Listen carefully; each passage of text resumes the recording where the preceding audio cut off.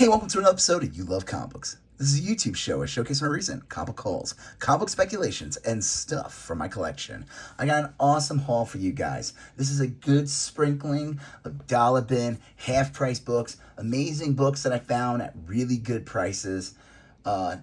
Just a good mixture of awesomeness for you guys. So before I get into this amazing haul, do me a favor, smash that like button. It helps with the YouTube algorithm and it shows that more people will see these videos. Leave a comment if you have any questions, want to say hi, you need to correct me or whatever, feel free to do so and I'll get back to you accordingly. If you like these type of videos, comic book hauls, comic speculations, comic book collections, comic book mystery boxes, you just love comic books in general, guess what? You're at the right place because this channel is called You Love Comic Books. So do me a favor, smash that subscribe button, hit those bells for notifications. All right, let's get into the haul. So this is from my local LCS, and this is a dollar bin haul. Not the whole thing is a dollar bin haul, but I'm going to show you some dollar bins from the local LCS. And again, remember, if you watched my previous videos from my local LCS, they do a deal of 12 for 10. So it brings it down to like, I don't know, 88 cents, 87 cents a book. I don't know. So I got 12 to show you here and then a whole bunch of other good stuff. This is Justice League Unlimited number 46, the final issue of the series. I thought that was a really cool get. Not really, nothing super crazy, but I do like finding last issues of series. So that's awesome. Cowboys of Moo Mesa number 1 in a newsstand from the Archie series. So that's pretty cool. I always like getting these like 90s cartoons type stuff, especially in the dollar bin. Batman the Brave and Bold, number 16 with Egghead. These books are kind of cool, actually. They do have a bit of value, some of them. It's a series that came out like in the early, it says 2010. And it was kind of like a team-up series, and it was a little more jokier. I forgot the guy who did the voice of Batman. He's done a couple times. Something Diedrich or something. He's the neighbor from Office Space with the mullet. You probably remember that guy. He's awesome. He was on the Drew Carey show too. So number 16, number 18 with an awesome Martian Manhunter cover. Batman is not enjoying that. An awesome, actually a pretty cool Cyborg Superman cover with Batman. Like this one actually looks pretty... for a little kid's book, this actually looks pretty badass, so that's cool. And then we got Batman Brave and Bold number 22, Trapped in Atlantis. So that's cool. And then we got this awesome Teenage Mutant Ninja Turtles number 1, Turtles in Time. This is a variant. I don't know the artist, subcover number 1. I don't know. That's pretty cool. I figured one out. I thought this was cool. I had to get this one. This is in decent condition.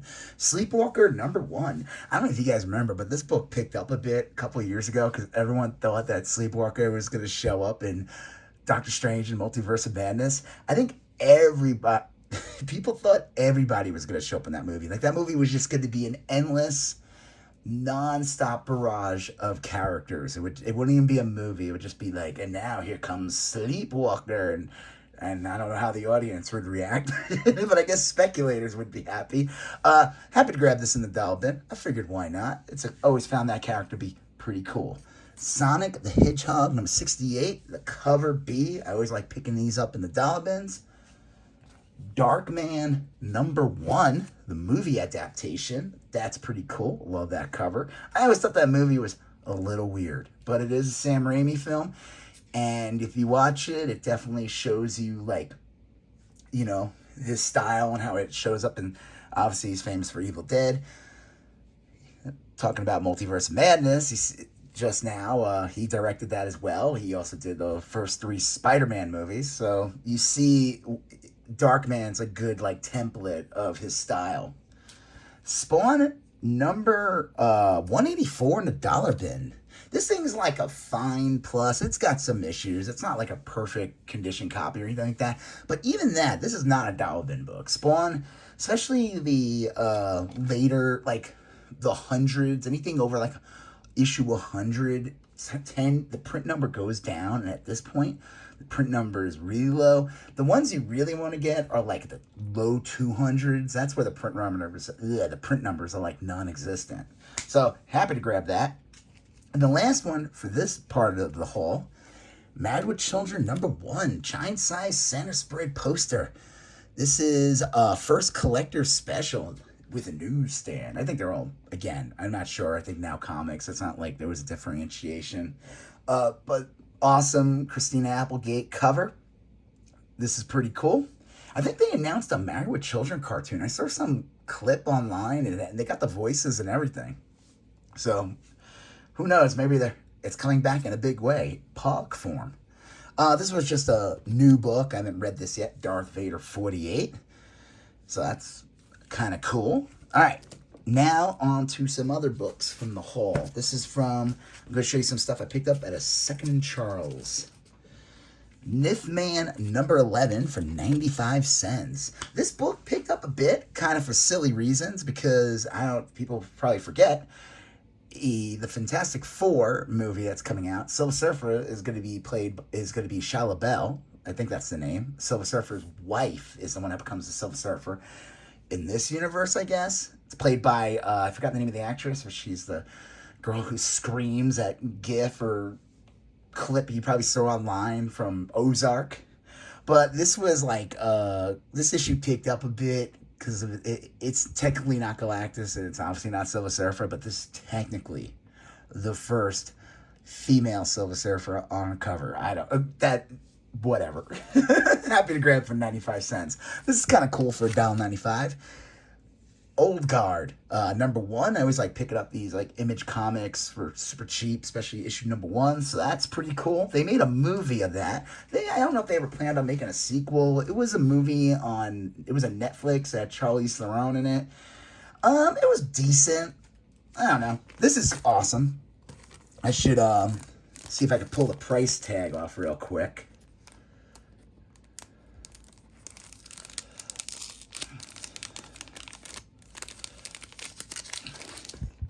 This is Invader Zim #13. This is the variant. This is an Alex Party variant. I thought that was pretty awesome. I don't know this is either 2013 or 2017. That's pretty awesome. You've probably seen Alex Party's artwork. His art was used a lot in Sucker Punch. But happy to grab that. I thought that was pretty cool. And I guess it's a pretty rare variant. I don't know. I don't know what the print numbers are. Somebody knows, hey, leave it in the comment section. Share the knowledge wealth. The wealth of knowledge, I meant to say. And also how you got wealthy, the knowledge of wealth. Share that as well. Exile, this is Exiles #24 for 95 cents. Key significance of this is actually kind of funny. I don't know if you guys watch the Comic-Con news. I'm recording this a couple of days after it was announced. They brought out a bunch of Dr. Dooms on stage. They got the Russo brothers back who did Infinity War, Civil War, and Winter Soldier movies. And they're coming back to do the next 2 Avengers movies. And they came out with a bunch of Dr. Dooms. And then there was one guy in the middle. He took off his mask and it was revealed as Robert Downey Jr., the guy who plays Iron Man. He's supposedly going to be playing Dr. Doom. I don't know what the deal with it is. I don't know what to think of it. I'm sure it'll be interesting and it'll be entertaining. Part of me is like, is it the Doctor Doom? Is he playing like a variant? I have no idea. But a whole bunch of comics have kind of like gone crazy on the internet. Obviously, Infamous Iron Man #1's a good one to get. That's the one with Doctor Doom after Secret Wars takes over the moniker and becomes the new Iron Man. He becomes the infamous Iron Man. And that one's picked up a bunch, but then there's like Marvel Team Up, supposedly, where Tony Stark is Doctor Doom. But in this Exile story, now 23 is the big issue. I couldn't find that one. That's the cover for the one that everyone's going after. But this is the second part with Tony Stark, I guess, gone mad and having Doctor Doom stuff as well. And then there's like there's like a Marvel Team Up, that Robert Kirk, that series. That's another one that people are trying to find. So, I don't know. It's fun. This is stuff that, there's people get angry at it. They're like, I don't like speculating. I don't like that. But the reality is, this is the stuff that drives the hobby, This is the stuff that gets people excited. We can't pretend that Obviously we want to read these things and we want to share these things. We want to enjoy these characters. But a big part of what's kept comics alive for the past decades, probably beyond, is the kind of, the trading and selling value of it, and that, excitement when the MCU movies and the DC movies and movies in general, TV shows, they sometimes drive the comic market. It makes some people, like I said, angry, but again, it's the whole like, oh, are you mad that the books are now expensive and like you think it's lame, or are you mad that you couldn't get one? I don't know. It's like one of, you know what I mean? There's nothing wrong with that. There's nothing wrong with admitting that I've been collecting comics since I was a little kid. And even since I known I was a little kid, I knew there was always a collectible element. That's just a fact of comics in general. It shouldn't bother you. Sometimes that excitement can lead to better comics coming out. You know what I mean? Or people learning about, like, okay, now everybody is angry that this, like, Exiles, not this issue, but this issue before 23 is going for like $50. Well, guess what? Now people are seeking that book out and they're reading an Exiles comic, and they might go back and read the entire series. You know what I mean? Like, that's not a bad thing. So I don't know. That's my little rant. There's nothing wrong with it. So speaking of a good one to get, this is the last one from Second of Charles, and I have some awesome books to show you afterwards. Batman Superman Annual number 4. Got this one for $4.99 or $4.95. I don't know. I took the tag off.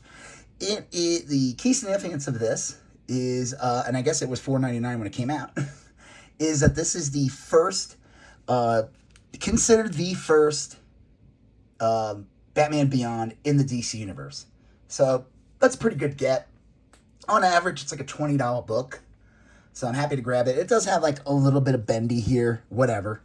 The bigger issue to get is the red one. That's the second print, and that one goes for like over $100. I guess it's just rare. Okay. This is from another store. I did a recent haul showing a half off sale, and I got some awesome books in that, so I went back to the store to get some more awesome books.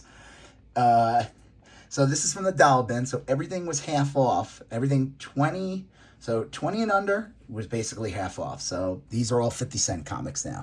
Willow number 1, really nice condition copy of that. Did anybody watch the series Willow on Disney Plus? I liked it a lot, and they canceled it after like 2 months. It stinks, and I don't think you can watch it. It's not even on Disney Plus supposedly. Real shame, The fact that they even made a Willow series, though, is pretty insane when you think about it. Because this movie didn't do that well in the theater either. So, I don't know. James Bond Jr. number 1. I love getting these, like, cartoon series and everything. There was a weird cartoon line in the early 90s, and it was about James Bond Jr., and it had a toy line and everything. So there's Jaws. I don't know if you remember him. Obviously, he looks a little more crazier than he did in the movie.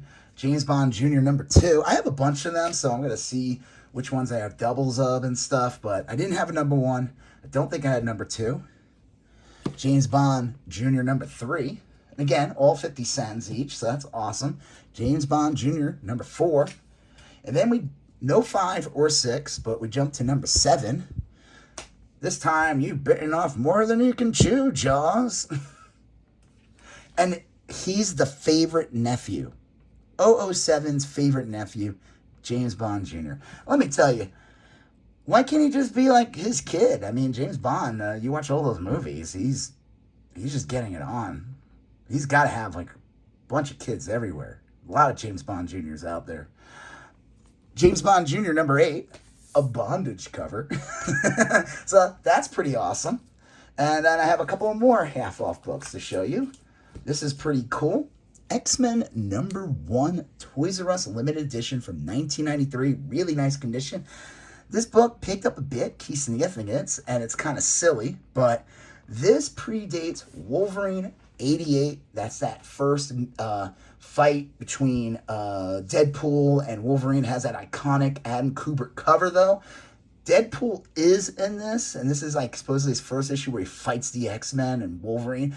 The joke is, though, Wolverine and Deadpool are not in the same panels together. Oh well, still awesome book to get. Does have a bit of value. Getting it for 50 cents, even better. Night Stalkers number 15. This is like the more desirable issue from this series, and it's just that awesome Blade solo cover. It's in decent condition. It's maybe like a fine, but for 50 cents, you can't go wrong. And then the last one from this 50 cents, like I said, I got more books, so don't go anywhere yet. Don't go anywhere. Detective Comics, I gotta get a board for this. Detective Comics 647. Key significance, it's the first appearance of the spoiler, Stephanie Brown. Pretty awesome. It's got like a little bit, like these are like stuff you could be pressed out. They're not like bad, we call them pressable defects, but decent copy. I would say it's like a very fine. So that's pretty awesome for 50 cents. Now this one was priced at $4, got it for $2. Mask number 1. This is from the toy line series from Hasbro, and this was DC Comics. So this is the first issue. There's a 4-issue mini, and then there's like an ongoing, but I think it only goes to like 8 maybe. I don't know. And then this is pretty cool. Wanted to get this, but I never wanted to pay this book went up a lot real quickly just because it was technically the first Mandalorian and Grogu on cover. This is Darth Vader number 20, the variant edition. Got it for $2. I thought that was pretty cool. Not a bad book to get. This is also pretty awesome. This one was priced at $8. Got it for $4. Marvel Team Up featuring Spider-Man and Incredible Hulk with Wood God. Key significance about this issue. I'm going to open it up. That's right. I'm opening this book up and sharing why this book is a good one to get. This is like a mid-grade copy. Really good condition would be like $30. It is early John Byrne art. But everybody talks about Uncanny X-Men 108. That's the one where John Byrne joins the X-Men book. But this is John Byrne drawing the X-Men. This is the first time he draws them, at least in comics. And it's interesting, like they're not even mentioned on the cover as like a selling point. So that's pretty awesome. Let's see if there's any more. So yeah, that's their big appearance. But that, again, first time John Byrne draws Wolverine, Storm, Colossus, and all those, all those cool kids from the all different X-Men. Now, it's not the first Spider-Man team up with that team. That one is Marvel Team Up Annual 1. Is it Annual 1? I think so. That's a good one to get. That's like an underrated key as well. There's a lot of underrated keys in Marvel Team Up. So I would say this is always a good one to get. This is awesome for just $2. Again, priced at $4, but half off. Tomb Raider with an awesome Adam Hughes cover. So that's cool. Let's see. I got a couple more I'm going to show you. Incredible Hulk 341, priced at $6. This was only $3. Couldn't pass it up. It's interesting, McFarlane got his start first in Marvel. Well, not Coyote, not counting Coyote, but like his big start where, he goes from DC, now he jumps to Marvel, and he does Incredible Hulk, and then he starts in Spider-Man very quickly afterwards. Now Tom McFarlane draws Hulk from like 330 to issue 345. I think there's some fill-ins here. He doesn't ink his work, though, until issue 340.